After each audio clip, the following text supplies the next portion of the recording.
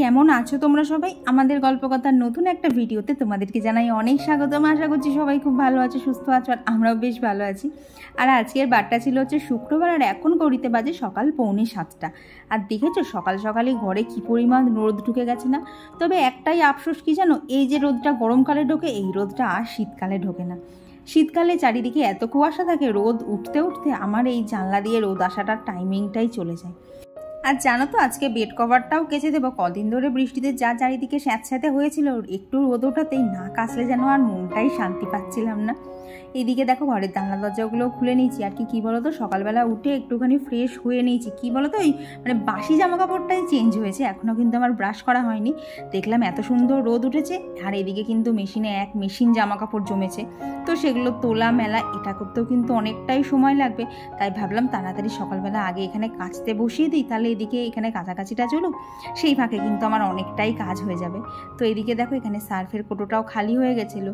তো আমি না কি বলো তো, সবসময় ছোটো ছোটো সার্ফের প্যাকেটগুলো ইউজ করি, না হলে এই সার্ফের কোটোটা নিয়ে না অনেক সময় হাতে কাচি, তো তখন ওই হাতের জল সার্ফের কোটোর মধ্যে একটু আধটু ঢুকে গিয়ে না সার্ফগুলো ভেতরে কেমন জমাট বেঁধে যায়। তো সেই জন্যই এইভাবেই না ছোটো ছোটো প্যাক করে করি। আর এতে দেখেছি আমার বেশ সুবিধাও হয়, জানো তো। তো তখন তোমাদের বললাম না এখনও ব্রাশ করা হয়নি, তো এই যে ব্রাশ করে ফ্রেশ হয়ে এখন আগে ঘরটাকে ঝাঁট দিয়ে নিচ্ছি। ওই যে বিছানা টিছানা ঝাড়লাম না, আর জানো তো ভেবেছি চাদরটা এখন পাতবো না, পরে দুপুরের দিকে চাঁদবো। আর এই দেখো এই গাছগুলোকেও কিন্তু জানলাতে দিয়ে এলাম, যাতে ওরাও একটু ভালো মতো রোদ পেয়ে যায়। তবে এইদিকে আর কি ডান দিকে যে অ্যাগ্লোনিমাটা দেখছো, একে কিন্তু রোদে দেওয়াই যায় না। একটু বেশি রোদ পেলেই উনি আবার ওনার পাতাগুলো ঝুলিয়ে দেন।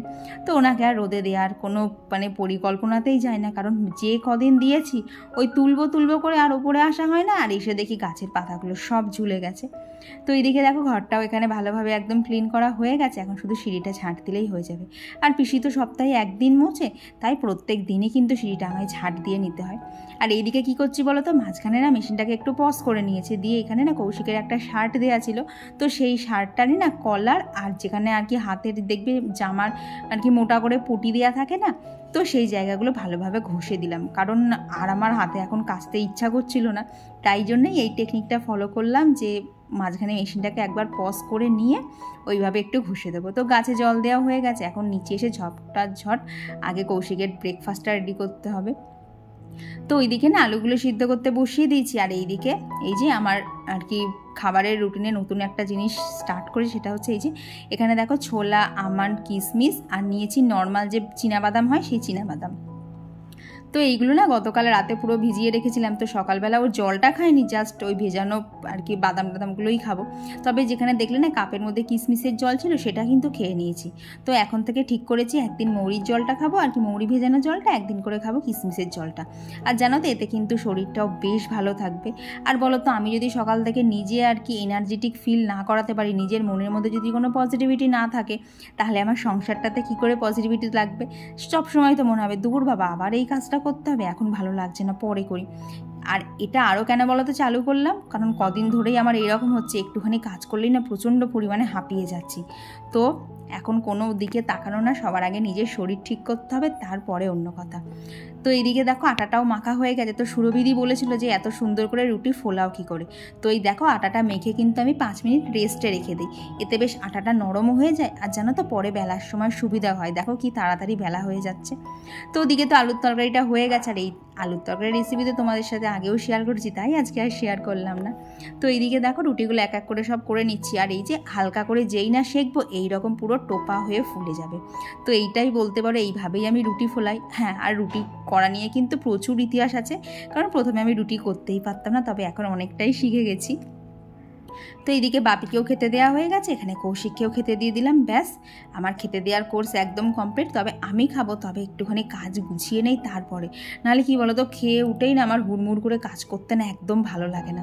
তো এইদিকে হচ্ছে এখানে আজকে রান্না করব হচ্ছে মোচা। তবে জানো তো এই মোচাটা কিন্তু আমার কেনা না, ওই যে আগের দিন ছোটো কাকুর বাড়ি গেছিলাম না বাতকুল্লাতে, তো সেইখান থেকে কাকু আর কি এটা হচ্ছে আমাদের গাছেরই আর কি বলতে পারো মোচা, তো দিয়েছিল, তো দুটো দিয়েছে, তো তার মধ্যেই আজকে একটা রান্না করব, কারণ সব বাড়ি তো মোচা আবার খাওয়া যায় না, আর নিরামিষ দিনে কিন্তু মোচাটা খেতে বেশ ভালোই লাগে। তো এইদিকে দেখো আজকে কিন্তু আমি চাকু দিয়েই মোচাটা কেটে নিচ্ছি, আগে তো কাটতাম না, যে বটি দিয়ে কোঁচাতে পারবো না বলে। তবে এখন দেখেছি যে দেখো আমরা কি করি মোচা কাটার সময় বটির গায়ে হাতে আমরা তেল মাখিয়ে নিই। তো এইটা থেকে নিজের মাথাতেই বুদ্ধি এলো যে যদি একবার চাকুটাতে হাতে ভালোভাবে তেল মাখিয়ে নেওয়া যায় তাহলে মনে হয় কাটতে কোনো অসুবিধা হবে না। তো দেখো সেই মতোই কিন্তু আমার মোচা কাটাও কমপ্লিট। আর এইভাবে মোচা কাটতে হলে খুব বেশি আমার 20 থেকে 25 মিনিট লাগে, তাতেই কিন্তু মোচা একদম হয়ে যায়। তো ওইদিকে না মোচাটা কেটে আর কি হলুদ জলে ভিজিয়ে রেখে এসেছি, দিয়ে এখন চলে এলাম হচ্ছে এই যে উপরে জামা কাপড়গুলো নিয়ে ছাদে যাব। এগুলো তো কাছাকাছি হয়ে গেছে প্রায় ঘন্টা দেড়েক আগে, কিন্তু ওই যে ছাদে আসার আর সময় হচ্ছিল না। আর এত পরিমাণ রোদ, আসবো করে আর আসাই হয় না। তাই জন্যই বলতে পারো একটুখানি কাজও গুছিয়ে নিয়ে এসেছি, আর এর ফাঁকে কিন্তু আমি খেয়েও নিয়েছি। নাহলে এই সব কাজ করার পর না গিয়ে মনে হবে একটুখানি ঘরে বসি আবার পরে কাজ করব। কারণ কি বলতো, সমস্ত কাজের মধ্যে আমাকে নিজের শরীরকে ঠিক রাখতে হবে, এটা আমি বুঝেছি। তবে একটুখানি লেটে বুঝলাম এই যা, কারণ কদিন ধরে শরীর এতটাই খারাপ না, সারাদিন কাজ করার পর না সন্ধেবেলা আর কোনো কাজই করতে ইচ্ছা করে না। আর ওই যে সন্ধ্যের কাজগুলো অনিচ্ছা সহকারে করি, সেটা দিয়ে করতে গিয়ে কিন্তু জানো তো আরও শরীর খারাপ লাগছিল। তো এখন একদম ফুল দমে কাজ শুরু করে দিয়েছি। তো এই দেখো ছাদ থেকে এসে সবার আগে যেটা মেন কাজ ছিল চোখে মুখে জল আর হাতে জল দেওয়া। এত গরমে পুরো তাতে হয়ে যাচ্ছিল না, মানে জলটা না দিলেই হচ্ছিল না। তো এখানে দেখো এরই মধ্যে একটা পার্সেল চলে এসেছে, তবে পার্সেলটা কী আছে তোমাদের সাথে চলো অন্যদিন শেয়ার করবো।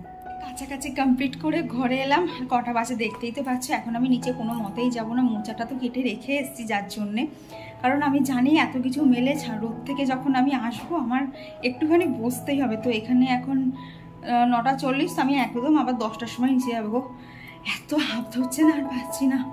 আর তার মধ্যে রোজে তো প্রচণ্ড পরিমাণে গরম, এই জন্যই বলতে পারো আজকে আরও স্কিন কেয়ারটা করিনি সকালের, কারণ জানি আমায় ছাদে যেতে হবে। আর ওই ঘেমে স্নান করে আসবো, তারপর আর কি কোনো ক্রিম মুখে থাকে তোমরাই বলো। তো একটুখানি বসে নিয়ে একটু ফ্রেশ লাগবে, তারপরে স্কিন কেয়ারটা করে আবার নিচে যাবো। স্কিন কেয়ার বলতে মেন যেটা দরকার সেটা হচ্ছে সানস্ক্রিনটা অ্যাপ্লাই করা, নাহলে ওই গ্যাসের তাপে থেকে না হাত ফাত সব আমার ট্যান পড়ে যাচ্ছে, যেটা আমার বিন্দুমাত্র ভালো লাগছে না। তো চলো একটুখানি বসে নিয়ে আবার দেখা হচ্ছে। তবে জানো তো বেশিক্ষণ বসিনি, খুব বেশি হলে মিনিট 5-7ই বসেছিলাম। তারপরেই মনে হলো গাছগুলোকে নিয়ে একটুখানি নাড়াচাড়া করি, তাতে আমার শরীরে কিন্তু অনেকটা এনার্জি চলে আসবে। তো এদিকে গাছপালা কটাকে নিয়েই নাড়ছিলাম। আর দেখো বলকামিনিটা কি সুন্দর হয়েছে না, পুরো একদম ফুটবলের মতো গোল হয়ে যাচ্ছে আস্তে আস্তে গাছটা। জানো তো আগের গাছটা তোকে তো বাঁচাতে পারিনি, মরে গেছিলো। তারপর থেকে এই গাছটাকে বলতে পারো একটু বেশিই যত্ন করেছিলাম। তো এইদিকে এখন স্কিন কেয়ার বলতে সেরকম কিছুই না, একটুখানি হাতে মুখে আর গলায় ভালোভাবে সানস্ক্রিনটা অ্যাপ্লাই করে নিলাম। নাহলে যা গরম যা রোদ, আর কি বলো তো ওই ছোট্ট রান্নাঘরটার মধ্যে না একটু যদি গ্যাসটা বেশি জোরে দিয়ে আর কি দম দিয়ে রান্না করি না, তাহলে এই চারিদিকে না হাত মুখ পুরো গরম হয়ে যায়। তো এইদিকে এখন করবো হচ্ছে পটল আলু আর সয়াবিন দিয়ে একটা তরকারি। তো সেখানে কি বলো তো নিরামিষ তরকারি, তার যেহেতু শুক্রবার আমাদের নিরামিষই হয়। তো যেমন যা মশলা ওই জিরে গুঁড়ো ধনে গুঁড়ো আদা বাটা লঙ্কা বাটা সেসব তো আছেই, তবে এক্সট্রা দিয়েছিলাম একটুখানি মৌরি বাটা। আর জানো তো খেতেও কিন্তু বেশ সুন্দর হয়েছে।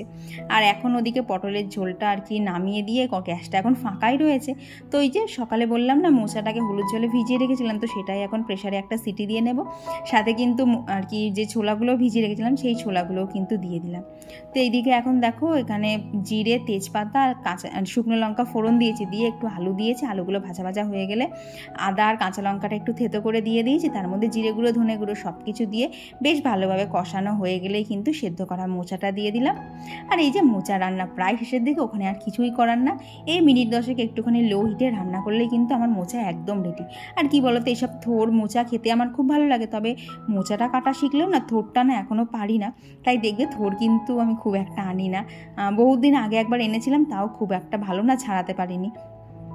তো এইদিকে দেখো মোচাটা হয়ে গেছে, ওপর থেকে একটুখানি ঘি আর গরম মশলা দিয়ে দিয়েছি, ব্যাস আজকের মতো রান্নাবান্না কমপ্লিট।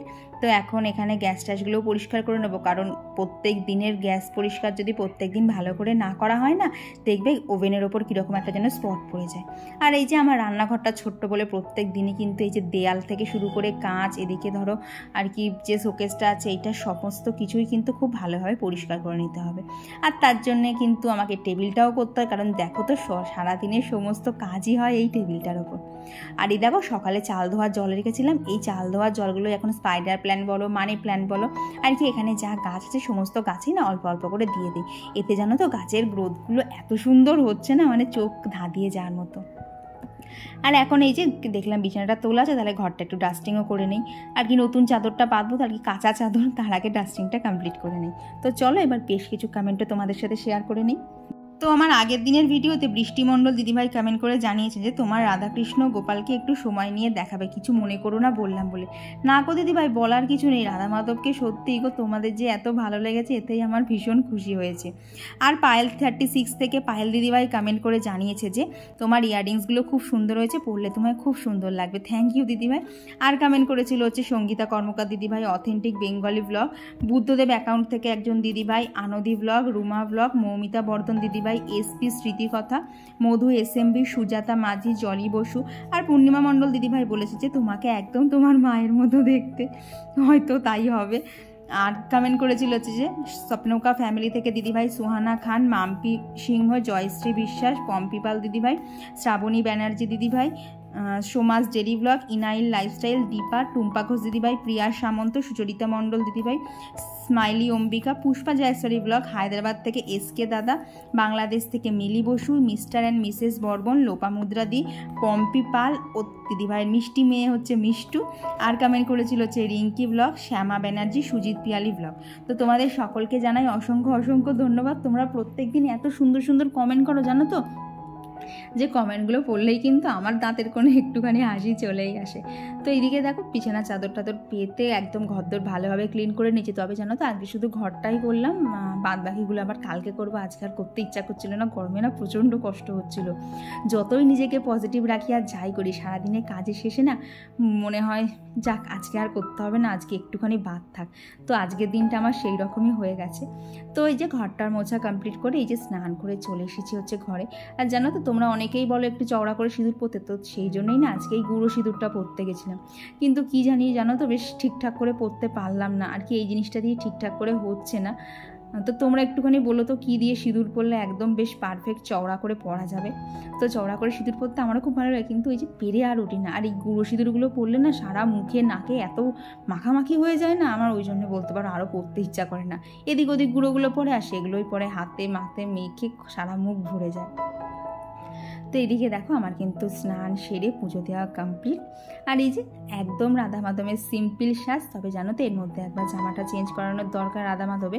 তো দেখি কবে একটু সময় পাই, এরপর যেদিনকেই সময় পাবো করে নেব। তো এর মধ্যে না বাবিকেও খেতে দেওয়া হয়ে গেছে। আর এই যে এখন আমি আমার ফেভারিট মোচা আর ভাত নিয়ে বসে পড়েছি, এত দারুণ খেতে লাগে না। আর জানো তো আজকে দুপুরবেলা রেস্ট নেওয়া হয়নি, কারণ আমাদের অ্যাকোয়াগার্ডটা ডিস্টার্ব করছিল। তো সেই জন্যই সার্ভিস সেন্টার থেকে লোক এসেছিলো, তো উনি এখানে একটা মেশিন না পাল্টে দিলেন, ওটা একটু খারাপ হয়েছিল। তো এইভাবেই আজকে দুপুরটাও কেটে গেল। সাথে আবার বহুক্ষণ পর দেখা হচ্ছে, বাজে হচ্ছে 11টা 15। তো মাঝখানে আর কোনো ভিডিও শ্যুট করিনি, কারণ সারাদিনে এত কাজের পর দুপুরবেলা যেটুকু রেস্ট নেই সেটাও আজকে আর সম্ভব হয়নি। তারপর অভি দুষ্টু সব কিছু নিয়ে একদম হই হুল্লোড় চলেছে। এই দেখো দুজনে মিলে এসে খাট ঘোটাচ্ছিল, খাটের কি অবস্থা করে দিয়েছে। তো চলো আজকে ভিডিওটা এখানে রাখছি। ভিডিওটার কিছু ভালো লেগে থাকলে অবশ্যই এটা লাইক করে দিও, আর কেমন লাগলো অবশ্যই কমেন্টে জানিও। দেখো কীরকম ঘামছি, এত পরিমাণ গরম লাগছে, সেই মনে হচ্ছে না আবার সেই গরমকালের মতো গরম চলে এলো।